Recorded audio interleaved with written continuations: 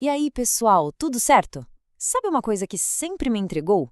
Por que o governo pode fazer certas coisas que, pra gente, seriam, assim, completamente impensáveis? É como se ele jogasse com um livro de regras totalmente diferente. E é justamente esse livro de regras que a gente vai abrir e entender hoje. Olha só essa situação. Imagine que o governo decide que precisa construir uma rodovia e ela passa bem no meio de um terreno particular. O que acontece? Ele pode sim forçar a venda desse terreno. É um poder enorme chamado desapropriação. Tenta fazer isso com o terreno do vizinho para ver o que acontece. Não dá, né? Mas aí vem a parte curiosa. Esse mesmo governo, que tem todo esse poder, é proibido de fazer uma coisa que qualquer empresa privada faz direto: contratar, sei lá, o primo do chefe para uma vaga de confiança. Ué, como assim? Poder para uma coisa, proibição para outra? Essa dualidade é a chave de tudo. E é isso que a gente vai desvendar. Então, para organizar as ideias, nosso roteiro vai ser o seguinte: a gente começa vendo os dois conjuntos de regras do governo, depois mergulha nos poderes especiais e nos seus pilares. Aí a gente entende como esse poder é equilibrado com os nossos direitos. E, para fechar, os 5 mandamentos da administração pública. Vamos nessa? Beleza, então vamos lá. O ponto de partida é entender que o governo não joga um jogo só. É como se ele tivesse dois uniformes diferentes. Dependendo da situação, ele veste um ou outro, e as regras mudam completamente. E aqui fica bem claro, né? De um lado, quando o governo age como uma empresa, a relação é horizontal, de igual para igual. Pensa num banco estatal, como o Banco do Brasil. Ele tem que competir no mercado, abrir conta, oferecer produtos, como qualquer outro banco. Agora, do outro lado, quando ele age como Estado, a coisa muda. A relação vira vertical. O Estado está lá em cima, numa posição de superioridade. O INSS, por exemplo, não negocia as regras da aposentadoria, ele as impõe. É aí, nessa relação vertical, que mora o grande poder do governo. Então, o nosso foco agora é justamente nesse segundo cenário, o do poder. Vamos entender esse conjunto de regras especiais que dá ao Estado essa autoridade toda. É o que a gente chama de regime jurídico administrativo.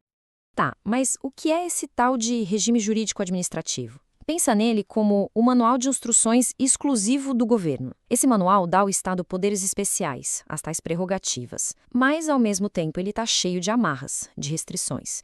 E tudo isso, tanto o poder quanto a restrição, tem um único objetivo: servir ao interesse público. Essa é a palavra-chave.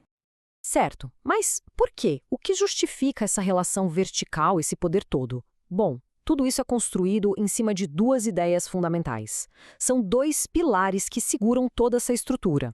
É como se fosse o código-fonte da autoridade do governo.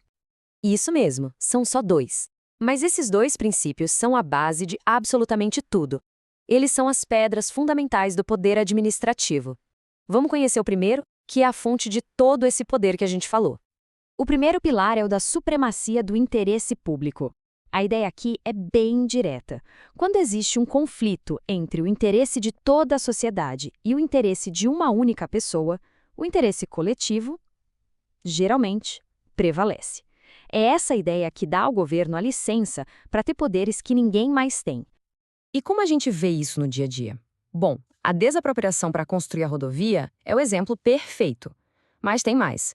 O governo pode, por exemplo, alterar um contrato que fez com uma empresa de forma unilateral.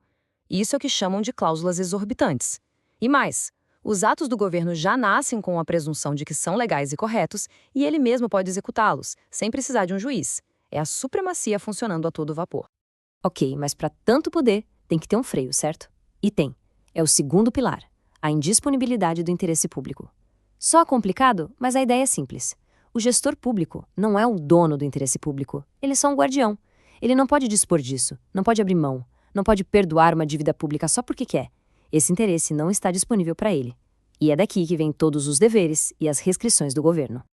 E na prática, o que isso quer dizer? Quer dizer que o governo é obrigado a fazer licitação para contratar um serviço, em vez de só escolher a empresa do amigo. Significa que um fiscal não pode simplesmente perdoar os impostos de alguém por conta própria. O gestor público não pode fazer o que bem entende com o que é de todos. Ele tem o dever de cuidar. É por isso que o trabalho dele é tão amarrado, tão cheio de regras. Beleza, então a gente tem um pilar que dá poder e outro que amarra esse poder com deveres. É um equilíbrio. Só que, no mundo de hoje, a coisa é um pouco mais complexa. Esse poder todo, essa supremacia, não é um cheque em branco, especialmente numa democracia moderna. Essa linha do tempo aqui mostra bem essa evolução. A gente saiu lá do Estado absolutista, onde o rei mandava e pronto. Depois veio o Estado de Direito, onde o poder era limitado pela lei, o que já foi um avanço gigante. Mas hoje, a gente vive num Estado democrático de direito. E aqui, o poder do governo não é só limitado pela lei, ele tem que ser equilibrado com todo o sistema, principalmente com os direitos fundamentais, como a dignidade da pessoa humana. Então, a grande sacada é essa. Hoje em dia, aquele princípio da supremacia não é mais absoluto. Ele é relativizado. O que isso significa? Que o interesse público não pode passar por cima da dignidade de uma pessoa ou de seus direitos mais básicos. É sempre um exercício de balança, de ponderação entre o poder do Estado e os direitos do indivíduo. E para a gente amarrar tudo isso, vamos sair um pouco da teoria e ir para a prática do dia a dia. A gente vai ver agora os 5 mandamentos constitucionais. São as regras de ouro que todo e qualquer agente público precisa seguir todos os dias. Eles são tão importantes que tem até um mnemônico famoso, LIMPE. Legalidade, impessoalidade, moralidade, publicidade e eficiência. A gente vai dar uma olhada especial em 2 deles, que ilustram perfeitamente aquela diferença de regras que a gente viu lá no comecinho. E o primeiro é o da legalidade, e aqui tem uma inversão de lógica que é simplesmente genial. Pra gente, na vida privada, vale a regra tudo que não é proibido é permitido. A liberdade é o padrão. Já para o governo, é o contrário. A lógica é, tudo que não é permitido é proibido. Ou seja, o administrador público só pode única e exclusivamente fazer aquilo que a lei manda ou autoriza. Se não está na lei, ele não pode fazer. Simples assim. Depois vem o da moralidade. E esse aqui é muito interessante, porque ele vai além da letra fria da lei. Não adianta o ato ser só legal. Ele também precisa ser ético, honesto, de boa fé. Sabe aquela história de é legal, mas é imoral? Pois é. No direito administrativo, um ato que é legal, mas imoral, pode sim ser invalidado. E isso nos leva de volta àquela pergunta lá do início, sobre contratar o primo do prefeito. Lembra? A resposta está aqui. A súmula vinculante 13 do STF, que proíbe o nepotismo, é a aplicação direta dos princípios da moralidade e da impessoalidade.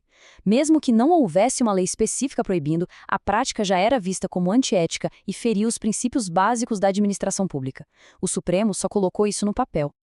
Então, resumindo a história, o governo opera com um manual de regras próprio. De um lado, tem superpoderes baseados na supremacia do interesse coletivo.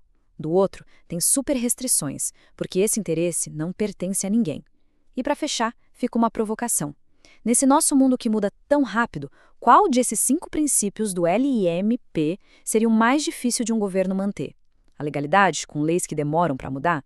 A eficiência, com a burocracia? Ou a moralidade num cenário tão complexo? Fica aí pra gente pensar. Valeu e até a próxima!